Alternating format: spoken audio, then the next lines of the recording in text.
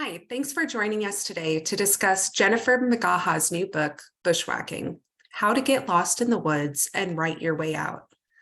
I'm Stephanie Mortis Stevens, Acquisitions and Project Editor at Trinity University Press. And I had the pleasure to work with Jennifer on Bushwhacking. Trinity University Press is a nonprofit, cultural, educational publisher, and we are committed to an evolving agenda of work that engages, questions, and brings us together productively, in person and online, to discuss the world around us, both the natural world and the built world, and how those shape us both individually and as communities. To those ends, we hope you find some substance and enlightenment and entertainment from tonight's discussion. Bushwhacking is part writing memoir, part nature memoir, and also talks about how those two things intersect and mingle, and the lessons that can be learned through both the creative process and experiencing nature, and how those come together and touch all parts of our lives. Bushwhacking is rooted in North Carolina, where Jennifer lives, the western part of North Carolina. And through her experiences running, hiking, biking, paddling, and getting lost a few times across the Appalachian Mountains, she offers readers encouragement and practical suggestions to accompany them on both their writing journey and their life journey. Each essay links one of Jennifer's forays into the wilderness to an insight about the creative process. So an almost failed attempt at a ziplining lesson becomes a lesson on how to get out of your comfort zone during writing or doing any other kind of creative endeavor. The thrum of a hummingbird's wings, or an autumn sunset, or a hound dog's bray at a bear on the path are also things brought as examples of finding inspiration in small, ordinary things or unexpected things all around us. With humility, humor, and hard-won wisdom, Bushwhacking honors writing craft traditions and offers fresh insights into how close communion with nature can transform both your writing life and your life as a whole. Joining Jennifer tonight in conversation is a fellow outdoorswoman and writer, Katherine Crawford. Katherine is an award-winning author of the historical novel Kiowa Valley, and her newspaper column has appeared weekly in papers across the country and abroad, including USA Today and the Detroit Free Press.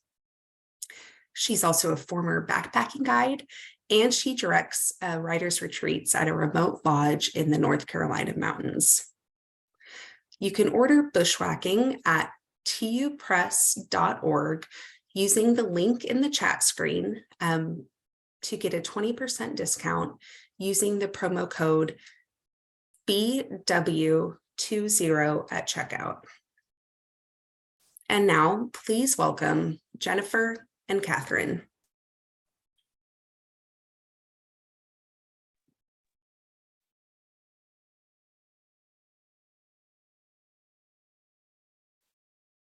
Hi, can you hear me? Yes, I can hear you. I'm so excited about this. This is going to be fun. I'm excited you're here with me. Thank you. And thank you, Stephanie, for that lovely introduction. And thank you, Trinity, for all of your support on this writing journey. So I was sitting here while Stephanie was talking and thinking about the last time that you and I sat around a table and talked about writing and our books. And I believe it was at a remote mountain lodge. So remote, right? Yeah. Remote in this area is relative. in this right? area, right? And as I was reading Bushwhacking, it reminded me of some of the things that we had been talking about that day. Mm, mm. But for those of you here, Jennifer and I met years ago. We were both adjunct English professors at a small college, Brevard College, here in Western North Carolina. And if I'd have known that Jennifer could teach me how to write like she did in Bushwhacking, I don't know if y'all can see all my sticky notes. Then I would have asked her a lot more questions when we were sitting in our tiny little adjunct office grading freshman papers I had back then. Thank you. That's very kind of you to say. We learned a lot from each other back in those days. Yeah, we had this little corner office at Brevard College, and we were sort of the outliers because we were the adjuncts and teaching mainly first year writing. And Katie was very, very young. Is still very young, but So are you? Yeah, and so it was it's been fun to see how our writing lives and our other lives have kind of intersected. Yeah. And we and Katie actually recommended the MFA program that she attended. I did not have an MFA at that point, right? I think. And so then I went on to do the same MFA program. So we had that in common as well, and a lot of the same mentors there. So yeah, absolutely. I know I loved reading about when you mentioned Connie Mae Fowler and Bob Vivian, who hadn't been one of my mentors, but you mentioned him, and Sue Silverman and a few other people. Yeah. It was not every time you mentioned one of their insights in your book, I thought, yes, absolutely. Yeah. And it was a great time in my life, and a time when I was able to really focus on just my writing and just on my own work for really the first time in my life. And it was those mentors just really changed the trajectory of what I was doing and the way I looked at writing. And so they were so important. So it was fun to be able to write a book where I could include some words, pass along some words of wisdom that they passed along to me. Yeah, absolutely.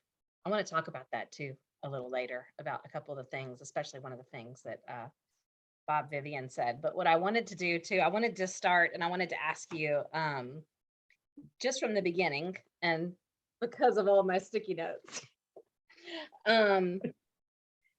one of the things that I loved most out of many things that I loved about Bushwhacking, that I think many readers will love.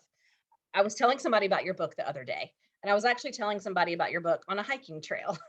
Oh. And I was saying that even though this is such a fabulous book for writers, I don't think you have to be a writer to read this book, because what you do here, one of the many things that you do, is that you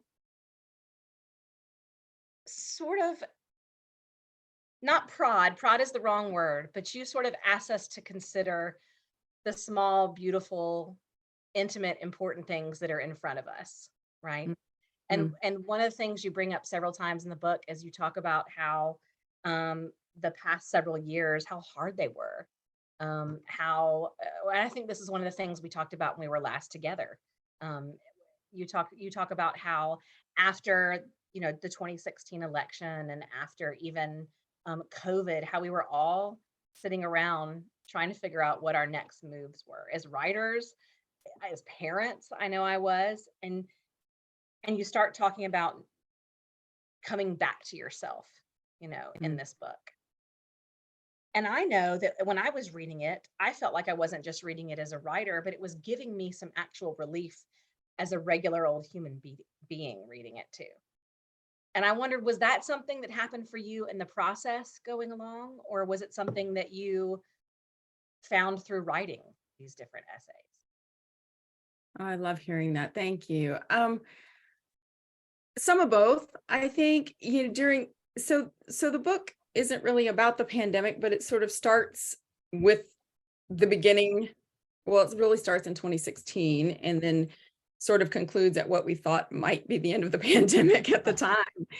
And so it does touch on some of those issues. I think the pandemic highlighted some of the things that I had always known to be true, that I found a lot of solace in the outdoors, that there were a lot of lessons to be learned in the outdoors. And because that was what I did pretty much every day during the pandemic, that was what I could do. I would teach on Zoom and then I would go out to the woods. So I think it really highlighted some things I already knew to be true. And, when you're writing anything, probably, but memoir particularly, I think as you're writing, you hopefully reach a deeper and deeper understanding of what you're writing about. And in memoir, that's your own life. So about what you value and what you want. And so I think all of that. So I think both of those things were true, that I discovered a lot through the process of writing it. I have written mostly fiction, and so, or at least I feel like I've spent the chunk of my writing life working in long prose fiction. And I know that I'm not a plotter. I should be a plotter. It would make life a heck of a lot easier. But I write to figure out what I'm writing about. And so I really loved hearing you talk about letting your body move and how your body remembered. I think it was when you started talking about running. You were talking about how your running remembered what to do. It was I'm going to go into teacher mode here, and you talked about that too. There were so many times when I was reading your book. I write in books that I love with pencil. Everybody with pencil. I underline and I write in the margins and I write things on the top of the pages. And so now I'm probably never going to be able to lend your book out to anybody because it has all my personal notes all over it. But I love seeing that. Thank you. Oh, I loved it so much, Jennifer. I really can't. I mean, so much. So on page 128, in Finding Your Stride, when you're talking about running, you were talking about how even when there are the days that you don't want to run and you're tired and you would rather curl up with a book or make some soup or it's raining or things like that, you know that this is a habit, and so that if you can get out there, the body remembers. You said knowing this makes my run easier, but what really gets me through on those days is simply the fact that my mind and my body don't always operate in sync. My mind may be back home curled up in my recliner with a good mystery, but the second I hit the trail and turn on my music, my body remembers what to do. Off I go over the rooty, muddy stretch across the first bridge and then the highway before turning right and heading up the trail to the north slope. Sometimes I am halfway through before I am even fully conscious of the exertion.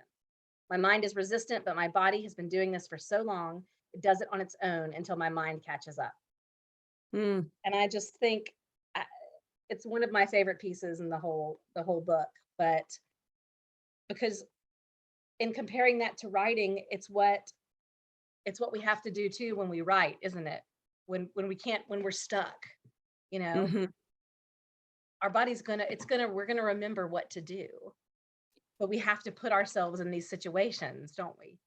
Well, it's what that daily practice is, right? And even if you can't write every day, it's that regular practice of writing, that where you sit down and even when nothing's coming to you, if you just put your body in that place, wherever that place is, and you just start going, hopefully eventually something comes to you, right? And so is that what happens to you? Is that part of your process, is trying to find a rhythm and a pace? And I try, I think that's something I've learned really only recently. I mean, truly in recent years. Definitely not with the first book that I wrote. It's been in recent years working on a second novel.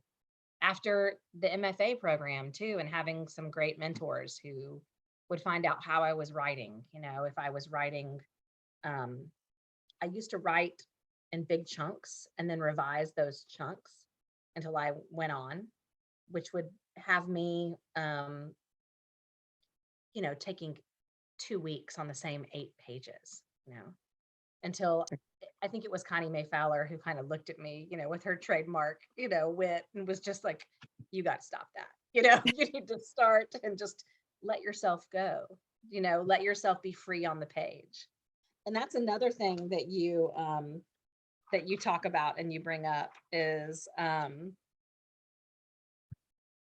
you talk about manageable chunks. Was it your friend? Yeah. Which friend was it that you said, the poet in the book? Karen, That was you it said Karen? I think it was Karen. Yeah, that Yeah. you said that she also does this, and that writing in these manageable chunks helps keep you from the overwhelm. Mm-hmm. And so that's what I've tried to do in recent years. And I don't know if it's just being the age that I am now and not being, in my late 20s like I was when I wrote my first novel, and figuring out that it's not going to all end tomorrow if I don't get it right this second. Right. Right. And I think realizing that I that I think I have a sense that I need to have some balance in my life, that my life can't just be all writing. I'm never going to have anything interesting to say if I don't occasionally get up and go do something else. And so that sense of like living the life so you have something to write about. But the thing about regular writing that helps me is that then if I write a little bit, even a paragraph, it stays in my mind while I'm going through the rest of my day. So like I teach an hour away. So on my commute to work, it will be whatever I wrote that morning is kind of in my mind. And so I'm working on it even when I'm not at my desk in a way. So that then when I come back to it, there's something there for me to revisit versus starting from scratch every day. And I think that's one thing I did not learn early on, and that I'm getting better about now. Even I'll tell myself just a paragraph, just, the smallest amount, just to get something down. And which can be hard because I also can sometimes come back and be kind of scattered and want to start on a totally new idea the next day. So big chunks are also still my favorite. Like when I get a good 3 hours on a Saturday morning, that's great. But realistically, we don't have that every day, right? You've got 2 young kids still. So like, you don't have every single day to sit down and spend 3 hours. Yeah. I like that. I hope you get, do you listen to music on your drive too? Back and forth to I teaching? do. You brought up music several times in the book. Mm-hmm. Mm-hmm. Can you talk a little bit about how music plays into your creative process, or what you love about live music or music at all in your playlists when you're running in the woods? And do you listen to music when you write? Because people have asked me this before, and I can't. I can sometimes listen to something if I write historical fiction. And so if I listen to something with an historical tenor that's connected in some way to the time period in which I'm writing, I can do that. But I have a hard time focusing. What about you? It's changed over time. It's interesting. And that's funny that you noticed that in the book, because that was one thing I just started noticing. And I've been noticing in my writing a lot lately, is that music keeps coming up. And I'm not a musician. I don't play anything, but there's music always playing in our house, in my car. There's just music around me all the time. I love music. I love live music. I love all kinds of music. And I listen to music when I run. And I think I've started listening to like easy listening jazz when I'm writing. I kind of play like the same thing every time, the same general like Spotify category, so that I have, it does that thing where it kind of triggers, okay, it's time to work now. It's time to sit down and write. So whatever that ritual is that lets me know, like if I sit at my desk and I put on that music, then I know, okay, this is my writing time versus my grading paper time, or my, whatever that other time is. Because especially since COVID, we all do a lot of what we do in the same room, so how do you transition from grading paper time to teaching an online workshop time to spending time with your family time to your writing time? And so I've become more intentional about making that creative space, and setting sort of a tone for that time. Yeah. I appreciated you talked about that. You talked about that almost I think it was a section right after when you were talking about your friend Karen was talking about writing in manageable chunks. You talked about making that separation, and one of the things I love so much about this book is that you give us these wonderful you share these incredible insights and these moments of wonder in the woods or on your property or wherever else, and then you give these practical tips, just that are I find so helpful. I mean, I found myself marking places so that I would come back to them in my own revision, by the way, which I'm going to be doing this weekend, because you wrote them. And I think it's so hard from somebody who did go to an MFA program and who has way too many advanced degrees in words, right? There are a lot of writing books out there. And some of them are supposed to inspire us and just inspire us. And some of them are supposed to teach us how to plot. And some of them are supposed to do a bevy of other things. But this is my favorite kind, which is it opens this door to wonder and also tells me that it's important to separate the work of the writing, what you talked about maybe the publishing aspect of the writing, when you submit your material to literary journals or wherever else, from sort of the magic part of the writing or the generative part of the writing, and like you said, so many of us are doing all of our stuff all at once. Behind this lovely main background you see behind me is actually my bedroom, which is where my office is, so. Yeah, separation is just harder and harder to come by. And, the publishing business, especially, I don't know, I say especially now, but I don't know about a lot of other times, but it can be, the publishing journey can be hard, especially for new writers, sending things out for the first time, and getting rejection upon rejection upon rejection for whatever. And I think it is important to take joy in the work itself and in the craft itself, and sort of those are sort of two separate things. I think you can learn some things about the writing process through the publishing process, but I do think that if we all only thought about what you're going to publish when you're writing, that would just overwhelm me. I would never be able to write anything if I only thought, where is this going to go, or who's going to want to read this, or all those other things that we writers ask ourselves all the time. So how do you keep those things at bay, or how do you do that? How do you keep all the publishing craziness out here, Well, it's an interesting question, right? And it's something writers talk about all the time when we're together. So I just did this festival in Winston-Salem this weekend, this wonderful festival, Bookmarks. And someone at the table asked me, it's a movable feast, and you go from group to group, sort of talking about your book and pitching your book. And a lot of these groups are book clubs.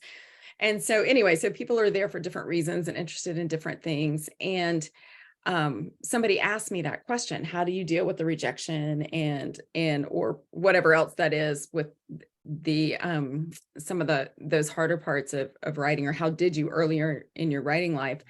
And I said, there must be a little, just, it's either this dogged determination or this arrogance, or maybe some combination of it. And I just said, I just don't know. It just doesn't upset me a lot to get a no.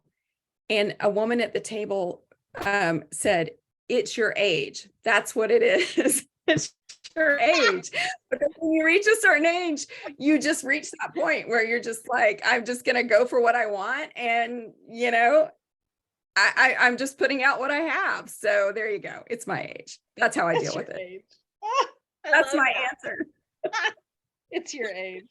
I'm not sure exactly what age that happens, but I think when you learn, it's just part of it's part of the business that when you submit stories, I submit stories all the time that get rejected, and I submit some that get accepted.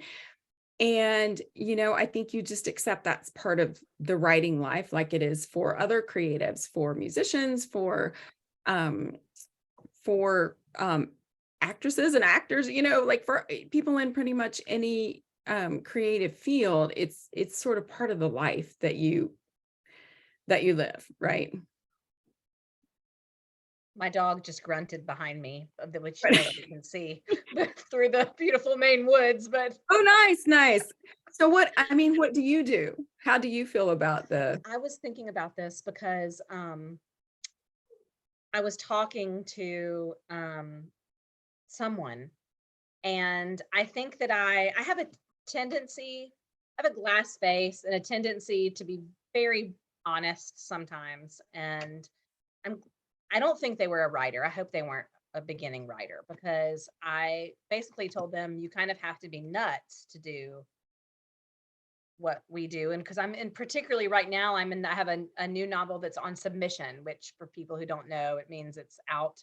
My agent has sent it out to publishers, and we're, waiting to see if any publisher would like to acquire it, for their publishing house and publish it. And so it's this brutal process. And I was explaining to them how you, one, really have to be a bit nuts to want to do this. And two, it's about like you just mentioned actors. I said it's about like wanting to go to Hollywood and being an actor. And then I think I paused and I said, but it's also kind of like not just saying you want to go to Hollywood and act, it's saying, oh, and I also would like to be Reese Witherspoon. It's so when something is that so full of, yes, it's hard work, and yes, it's persistence, and it is all these things. And we both absolutely know that the more you do these things, the more that you will break through and the more that things will happen. But there's also a lot of the unknown there. And I think for me, I just have this bit of ridiculous optimism, I guess, about it. I don't know if optimism is the right word, but I try really hard not to think about it while I'm writing too, because it would stymie my creativity so much if I ever tried to worry about those things when I'm in the process of creating. I worry the heck about it when I'm, done drafting. Optimism and arrogance and dogged determination. Those are your three traits, everybody. Well, I think,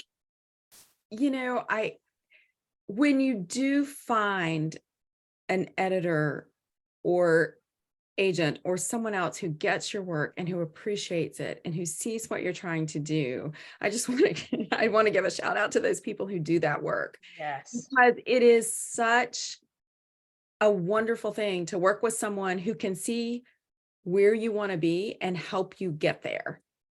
And that was a real blessing for me of this book, working with Stephanie. She was amazing. And with my first book, with my editor, I thought she really saw where I wanted to go. And I do write about that some in this one. And so, I think when people are thinking about publishing, they have to think about, make sure that feels like a good match. Make sure that that's somebody you want to work with for the long haul, because and someone who gets your vision. And when it does happen, that's a really magical thing too, because one person doesn't write a book, right? It's this whole community of people. It's your editor, it's your it's your copy editor, it's all the different editors, it's the press itself, it's the way the book is packaged, it's the cover, it's all of that. It's cover design, it's a whole team that puts a book out. And so it's, even though you're doing that writing alone, by the time a book comes out, it really is a collaborative project. Yeah. And I think you mentioned in Bushwhacking at one point that books are written over lifetimes, because of that percolation within us and how long we let our stories simmer and how they come back to us in all these different ways, and all the people that are there to help us along the way. I find good editors are I mean, there's a reason why the phrase is worth their weight in gold, because I have a harder time. I think we all, or maybe not all of us, maybe it's just me, but I think a lot of us, it's hard to see your own work, and I know that I have some writer friends who just have this gift of being able to see into the kind of the belly of something and help you find your way through in a way that also resonates with other people, you know. Yeah, I Um, think, finding that writing community is another huge thing. Finding those people you trust, those people who are going to tell you, this is terrible, you need to leave this, or do not send this to anyone, or work on this some more. But those people that cheer you on and they're happy for you when you're successful, that's a tremendous thing. And I think writers need that, and that we need to cultivate that. And that's one thing I love about the retreats that you lead. It's that, and I love about writing retreats in general and conferences and all of those moments where we all get to sit together and talk and actually talk about this thing that we often do in isolation. And we realize, oh, other people have these experiences, and you meet other people that you can trust and that you can share your work with, which is an incredible thing too. it really is a gift. Mhm. You talked about the community of writers that have become so important to you. Is that through the Great Smokies writing program, the writers there? Was that another writing group that you were mentioning? You mentioned Vermont College of Fine Arts, making some friends there and staying in touch with folks. I loved the section where you mentioned a little bit about the bevy of also 48-year-olds when you started your program, and the 20 somethings who were there at your It was, program. Yeah. did you find that when you were at Vermont? Oh yeah. Except It's for so funny. I was at this weird age when I started, because I got accepted the first go round, or I applied to an MFA program at the Vermont College of Fine Arts, and then found out I was pregnant and decided to defer and went back when my daughter was 2. And so when I went, it was either people who had just graduated from college and were going straight into their MFA, and then folks who were in their later 40s, even early 50s, who'd already, with careers, who were coming back and really wanted to do this. And I really was just kind of, there were a few other people who had kids, but not a ton. I feel like that as a public service announcement, you should tell people that when your child is 2 is probably not the easiest time to do your MFA. Mm-mm. They used to like to send me people who were thinking about going, who also had small children. And I don't know if I ever told them, but I wanted to be like, are you sure you want to send them to me? Because I will say it was one of the best things I've ever done for myself. I learned more.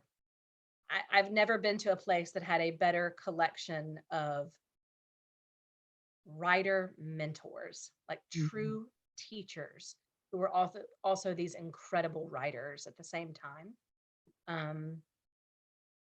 But it was the hardest thing I've ever done. And by the end of the program, I had a baby during the program, and so I just, maybe wait, y'all. So people often ask about that. Do they need an MFA, or should they get an MFA? And what do you feel like was the thing that you got most from that? Because you already had a master's, you were already teaching on the Yeah. college level, right? So what do you think you learned most in that program? Oh gosh, it opened up my writing in so many ways that I just hadn't been able to see, just the craft aspects of my writing and the ways that I thought about writing. Um, I think it taught me, the teachers there taught me, and mentors there, to ask the right questions about what Mhm. I was writing and about what I was reading. Um, and just the exposure, one of the best things about it was just getting to be with all these incredibly gifted people, and sitting around and just, you know, talking to them like we talk, and talking about what they were reading and what they were working on and what they were struggling with. And that just wasn't something that I was getting in my life back home with my toddler. she wasn't compiling a reading list for you. And my freshmen and sophomores in college, they weren't giving me that. So No. Yeah. what about you? I think, it was a really wonderful experience for me too. And I think partly it is that one-on-one mentorship it was being in person, but it was also that in between time. So it was a low res program. And I don't know if we've said that, a low residency we program. did. We were only there about 4 times a year, and not at the same time. We weren't there at the same time, but during the time when we were there, we were in workshops and lectures and that kind of thing. And then in the in-between times, we worked one-on-one with mentors. And I think we shared one mentor. Mhm. We had one in common, but to me, it was that one-on-one with a mentor, that close attention to your work and that individual reading list. So that, Yes. and I talk about Connie Mae particularly in one section, but I talk about some other people I work with too. And when I first got to Vermont, she said, she was my first mentor, and she said, "What do you want to do while you're here?" And I said, I want to write a book. And she said, "Well, what do you want to write about?" And I said, "Well, I've been wanting to write about my grandparents and about their lives, or I've got this other situation happening where we just moved into this 100-year-old cabin in the woods, and it's just it's very rustic, and and we're like trying to figure out how to get the water purified, and we're only heating with a wood boiler, and which one?" And she was like, that one, use it, that's the one. And she said, I can see her doing that. she's like, "Yeah, go with that." And over time, I was able to kind of weave in the parts about my grandparents and about their lives into that narrative, but she helped me find that structure. And she said, "If you want to use this program to write a book, use the program to write a book." So that's what I did. The first year I wrote a book, and the structure of the program helped me do that. I've been publishing individual pieces.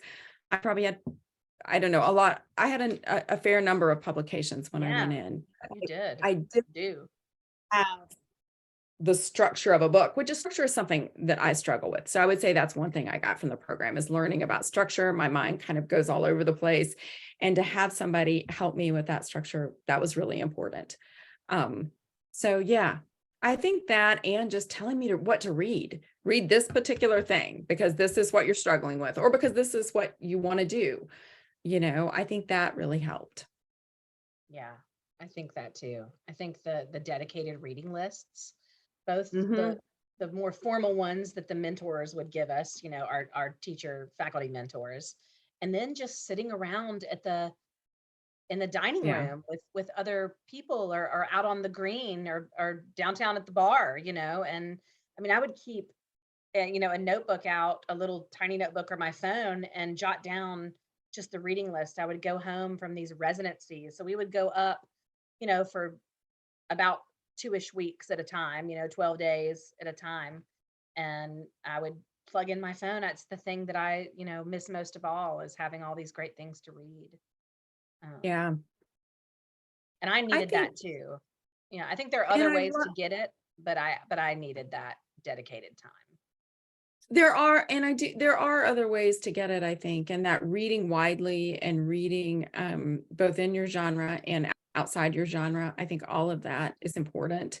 Reading intentionally, rereading and rereading Yes. again. And I talk about that quite a bit. And I think the idea of people, I know people who sometimes they're wanting to create new material, but they tend to go to the same mentor over and over and over.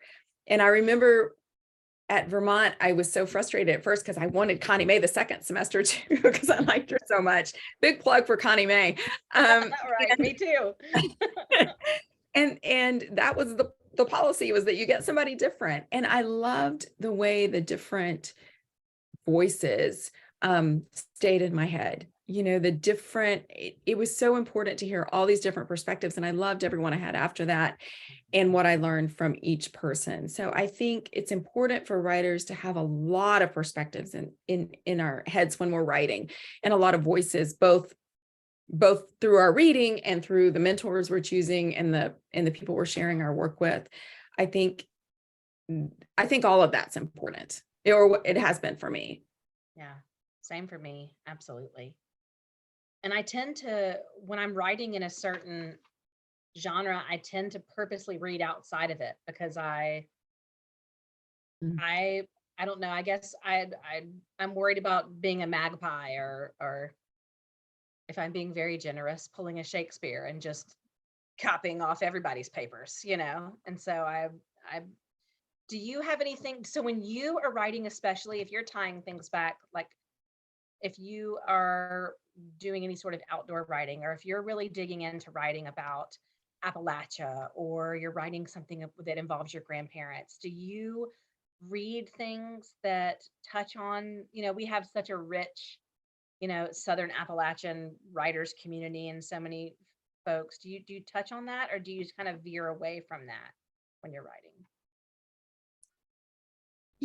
So much of what I read during the school year is what I'm teaching at this point, right? Like, so, I do, and I have, but then I love experimental form. So I read a lot of things written in experimental form, but I also keep going back to place-based, nature-based writing. Right now I'm reading, or just finished, Amy Nezuko-Mataro's World of Wonders, which is a beautiful collection of lyrical essays or poetry or vignettes, or I don't know exactly how she's a poet by training, but I love works that sort of blur the line between prose and poetry.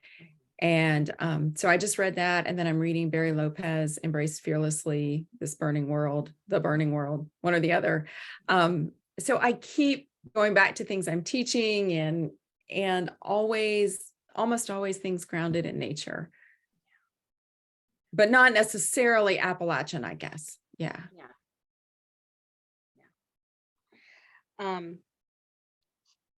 We're getting a little towards the end, but I wanted to I wanted to bring up, I love that you give yourself pep talks. So when Alex, your daughter, it's towards the end of the book, like around page 164, 165, for those of you following at home. You talk about how when you go on a big hike, or when you were running, about being good to yourself, as a writer and as a runner. And so on page 166, you say, "Good for you," I tell myself every time I finish a hard ride or a long run. Way to go. For the longest time, I did this without even realizing it, until one day my daughter heard me. "Are you talking to yourself?" she asked. "Why, yes, I am," I said. And then I realized that I give myself pep talks all the time. When I finish grading a particularly daunting set of research papers, when I finish cleaning up the kitchen after a big family meal, after I hit send on a story submission. In late middle age, I have finally learned to celebrate my successes. Good for me, and good for you as well. We are all still here doing this hard, beautiful thing we love. Oh my gosh, Jennifer, I just brought tears to my eyes to read that. Well, we've got to cheer for ourselves, right? Yeah, I think I don't know when I started doing that with running, but yeah. I love it so much. It's something I picked up, and then she just happened to be here running with me, and she was like, are you just cheering yourself on? But I'm like, well, you're not normally here, so there's no one with me, so who else is going to, right? Running is a solitary endeavor, just like writing in many ways, right? So there are a lot of parallels. Oh gosh, I love the pep talks. And I love to, one of my favorite kind of wonder moments in Bushwhacked was when you talk about the bear and seeing the bear. Was it up near Airstrip in DuPont National Forest? Yes. The bear? Yes. Hiking at dusk apparently that's when that bear comes out. So yeah. Oh, so that bear has been seen before. Okay. I think so. Yeah. And it was at dusk, it was at night, and I was with my dog, and we see bears up here, right? Like we see Yeah. them from time to time, and you're not scared of bears. And I know this about you. So you're much braver than I am. And we have city bears in Asheville. So, and those bears are a little more pet-like, but it was See, I'd be more scared of those bears. the pet-like bears, right? Yeah. The bears in the trash cans. I would be more scared of the bears in the dumpsters than I would be. Right. The ones who are acclimated, right? But this bear, it just did this weird thing where we came around the corner. It was evening. It was almost dark, and we were out, and we just came around this curve, and I had my hand with me, and he pointed toward the bear. He didn't say anything. The bear didn't say anything, but the bear was really close and didn't move. And I was waving, and I was making all kinds of noise and clapping my hands and doing all that stuff that you're supposed to do. And the bear just was staring at me, and it was the longest time. We were so close. And it was the most, it's this big wild thing that you don't get to be close to that often. And and I couldn't decide whether to go, we were pretty much parallel, and so I couldn't decide which way to go. And so we just kind of walked up the hill, and I thought it might follow us, but it didn't. And then later I thought about, what a gift that was to come that close to a wild animal, and how I wish I hadn't been scared. I wish I had spent more time enjoying that moment. I wish I had maybe not stayed there longer, but had appreciated in the moment. But in writing, you get to go back and revisit moments like that, and you get to hit a pause button and really appreciate, this moment, and how close you are to something really wild like that. So that's one of the gifts of writing, is you get to revisit things in your life and put them in sort of a different perspective, or see them through a different lens. Yeah, I found that piece so insightful when you talked about returning to the page, to sort of revisit, just like what you just said, to sort of revisit almost sort of our best selves, even, or our best moments, or our best memories, Mm-hmm. and in the scenes where you mention and talk about your grandparents, especially, I felt like maybe you were doing that a little there, Yeah. when you talk about your grandfather and your grandmother, and in the opening, I don't know, is it in the preface when you talk about being a little girl and doing that 10-mile walk through the woods with your grandfather and your brother? Was that 10 miles? It's somewhere right? early. Yeah. Yeah. And about, what do you call you, June bug? Is that right? And Uh-huh. I just, I think that's a gift, and I think we tend to forget about that as writers too. And I know I don't write a lot of memoir, and so I like to try, but I often I forget. That was such a good thing for me to remember, to learn from you, that I can return to those times in my life, And fiction Um, writers do that too, right? But in a different way. But you're drawing from your life experiences, from your memories, and casting them in a new light, or seeing them through a different lens, perhaps. yeah. Trying to make them more interesting. That's what we do. Yes. Well, aren't we all, right? Yes, absolutely. Oh, absolutely. And I just felt so at home in this book. And at the same time,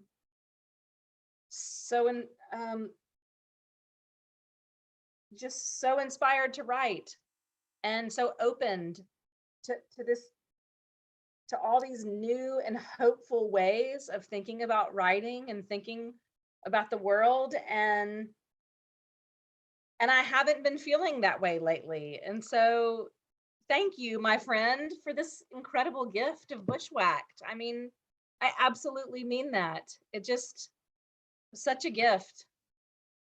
Thank Thank you. you so much. Thank you for reading and for talking with me. I really appreciate it, and appreciate you taking the time to read it. And thank you to everybody who has been here listening to us. We could go on for hours. But we won't, right? Yeah, we could, though. We could. We absolutely could. So So yeah, so I guess we will sign off, and I will just say, go buy Bushwhacked. It's absolutely wonderful. It You don't even have to be a hiker or an outdoors person to love the things about this book. It'll give you some hope about writing, about the world. It'll give you practical tips. Um, I'm sounding like an ad on purpose, but I don't ever say that I love something if I don't. And I loved it, loved it, loved it. Thank you. Thank you. Thank you. And thank you to Trinity for having us here. We enjoyed it a lot. Oh, and we didn't check any of the people's questions. We didn't. Oh my goodness. Maybe we should answer a couple questions here at the end before we go. Okay. All right. All right. So I just saw one pop up, and they asked if we normally journal. I journaled a ton before I had children. So now what I end up using is the notes function of my phone. I will write down ideas and things in there, but sadly, I am not journaling as much as I should because I'm so dang tired at night. What about you? I think my whole writing process is journaling.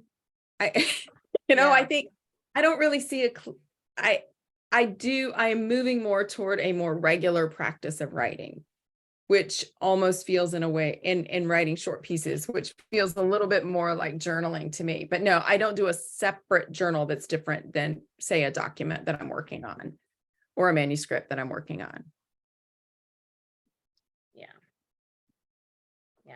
I know a lot of writers who get a lot out of journaling, and who use it to pique other interests and who go back to those things. I liked when you talked about how if you were stuck, I think you mentioned even writing about like favorite recipes or different meals you had cooked, because you're a good cook, unlike me.